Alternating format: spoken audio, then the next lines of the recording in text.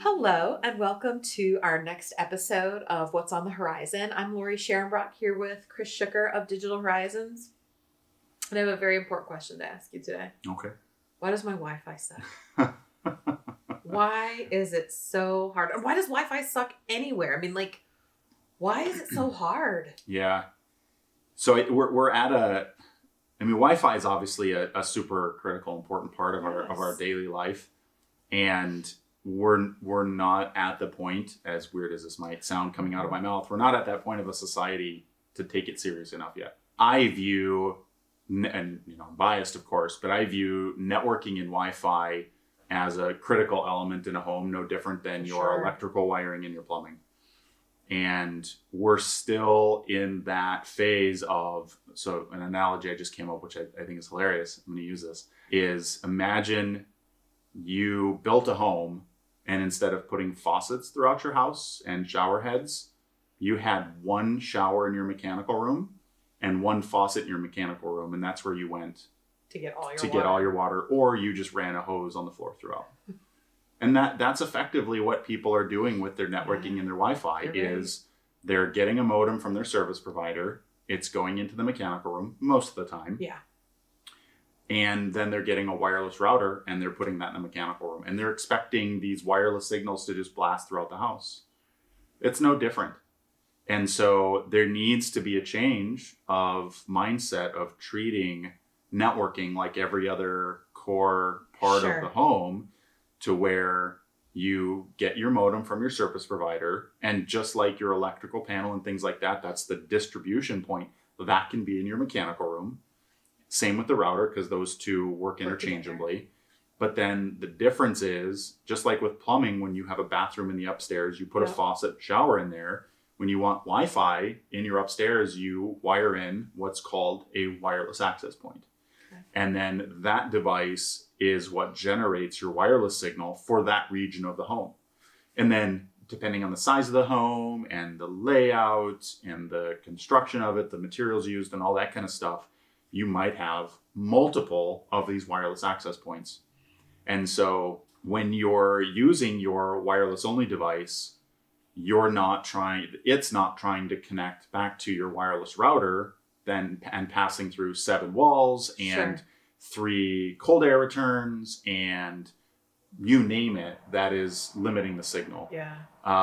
And it's not a simple thing, right? And that's why it takes a while for this shift to occur. But that's the limiting factor is, in the analogy is that it's not, people aren't looking at it in the way that it needs to be looked at, and they're not treating it like it should be treated. And so when you're sitting in the far end of your home, or not even the far end of your home, and you're using your wireless only device and it's trying to connect back to your wireless modem router in your mechanical room, your Wi-Fi sucks because your device literally can't hear, because that's what it is. It's a radio signal. It can't hear your networking equipment that's so far away.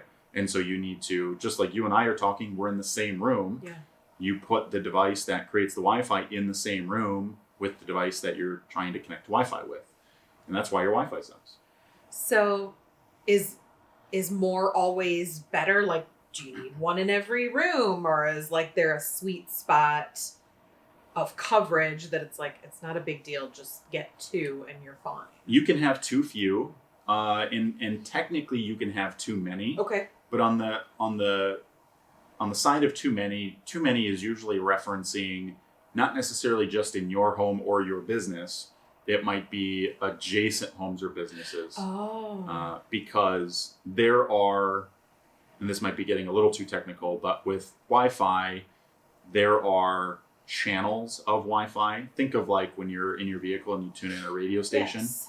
There are 11, I believe, maybe 16 distinct channels of Wi-Fi that are available. And when you have an access point, there's generally 2 configurations. You can tell it to work on a certain channel, or you can tell it to find an available channel. And so if your neighbor has a ton of access points and they're on the same channel as you, it can cause interference. Yeah. Now, fortunately, where we're in Brainerd, obviously, And a lot of the homes are far enough apart, or there's enough space available where that usually doesn't happen. It's not usually a concern, but that can happen. But inside your home, it's hard to have too many. Okay. Our rule of thumb is, at least with the access points that we use, because they're different from every manufacturer, is we try to have an access point cover about 1,000 to 1,500 square feet. Good to know. There are some stretching of those rules. I mean, if we have a 2,000 square foot house, we're probably only going to use one. But if it's, 3 stories and it's 1,500 square feet, we might recommend 2. Sure. It just depends. And then the only other variable to that is if you have a heavily used outdoor space, we usually try to recommend having at least one access point out there, unless you have, a 700 foot run to the lake. If you're on a lake or whatever, sure, you might want one by the house and then one by the dock, or it just depends. Coverage outside is vastly different than coverage inside of a home because you have very few obstructions, but that's generally our rule of thumb, is about 1,500 square feet per access point. And does it matter how many devices you're running? Does your Wi-Fi suck up a certain amount of sound, or signal, if you will? Bandwidth, Yeah, for example, my husband and I both work from home, so there's my laptop, and don't ask me why, but he has 2 laptops for his job that he has to be on. Yeah. And we each have phones, and our kids have a phone, and there's Alexas everywhere. So do you need more points because you have more devices, or is it it doesn't really matter how many devices you have? Yeah, it's a really good question. So generally speaking, in a residential environment with the equipment that we use, which is basically like a small business, not quite enterprise, but close to enterprise grade equipment, the amount of devices connecting to it isn't an issue. What can happen though is you can kind of create congestion if they're all in the same location, because in a wireless access point, there's a series of antennas, and once the signal gets into the access point, then it handles it and sends it down to the router or the network switches or whatever. But in a certain area, you can have too many devices in that area, and they themselves and the signal that they generate amongst themselves can cause interference. Not so much a bandwidth issue, but on the bandwidth issue topic, let's say you have 100 meg internet coming in, which is a pretty good speed in this area. Definitely faster available if you want it. But the wireless access point and the subsequent networking equipment is going to, you're going to be working under the smallest common denominator. So your networking equipment can potentially exceed your incoming bandwidth, which is something we see a bit. In particular, we had a client, a number of them further up north, and unfortunately their only provider, and they're getting better, but their only provider was TDS. And where they were located, they had 15 meg internet available. And from the get-go during construction, we told them this will be a limiting factor for you. You're remodeling a 6,000 square foot home. You're planning on having lots of kids and friends up. Yeah. You are not going to have enough bandwidth to do everything that they want to do. 15 meg is barely enough to stream a 4K movie on Netflix, let alone house 17 teenagers that all love doing Snapchat. Right, that all have a device. Right. Plus anything you might want to. Exactly. So in that case, we put in networking equipment no different than we would if somebody had a gig internet. And their limiting factor was their pipe coming in, right? Because their internet coming in, their internet pipe was, this big, where if you have a gig, you have this much. And so our networking equipment can only funnel so much out that small pipe. And so that would be the bandwidth issue is, we can provide equipment internally to the home that handles the throughput. Think of your water feed. Let's say you're building a football stadium and for some reason, the municipal utilities is we can only give you a pipe this big. And the stadium's going to be we're going to have 5,000 people that are going to want to flush the toilet at the same time. That outgoing pipe's not going to work. No. And so internet is the same thing. You have this flow of traffic, and your incoming and outgoing bandwidth are potentially a limiting factor depending on where you're living. So under that scenario, let's say you had 100 meg and you and your husband and the kids are downloading and uploading files to YouTube and to Google Drive, your limiting factor is going to be how much of that information can fit through the modem going out to the provider and then off to the web and whatever else. So it can be twofold. Yeah, I mean, and I, we did kind of run into that. I think probably a lot of people did during 2020 when we had to have kids at home. I mean, we had two kids on Google Meets all day, plus both of us were in, businesses Right.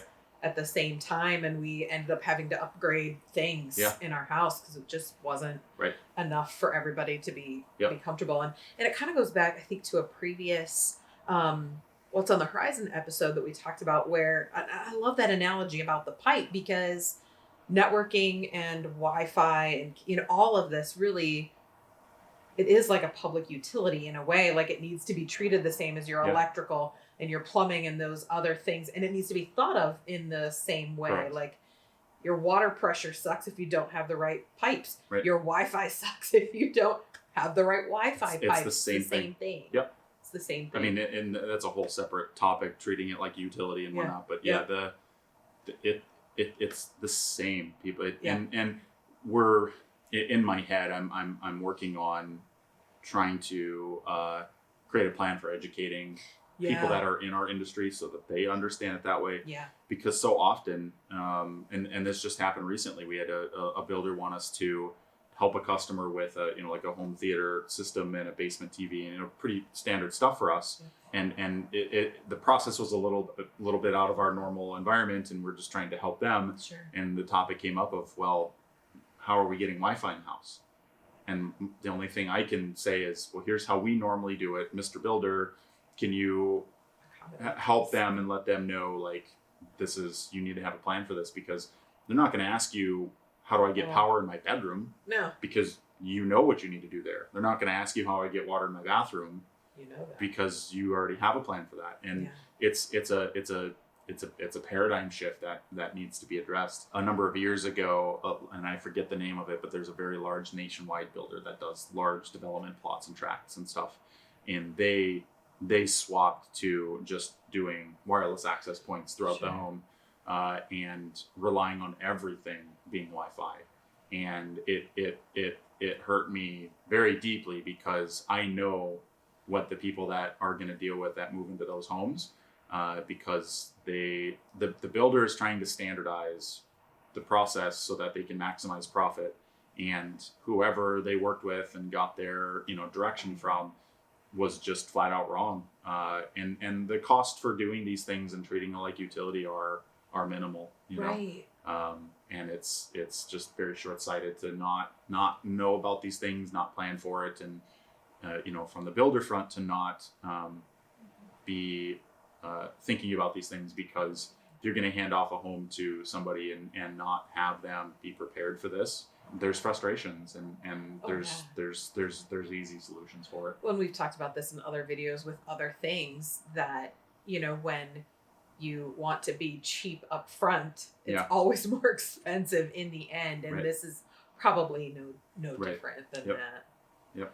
Well, if you guys have any other questions about why your Wi-Fi sucks, or these wireless access points, and getting better Wi-Fi in your home, you want to visit digitalhorizonsmn.com or call Chris here at Digital Horizons. They're really great about answering those questions and really helping you have a better experience with that, so that you're not throwing devices at walls and breaking other things, when it might just be as simple as figuring out how to get better wireless in your house. So awesome. Well, thank you for joining us, and we'll see you next episode.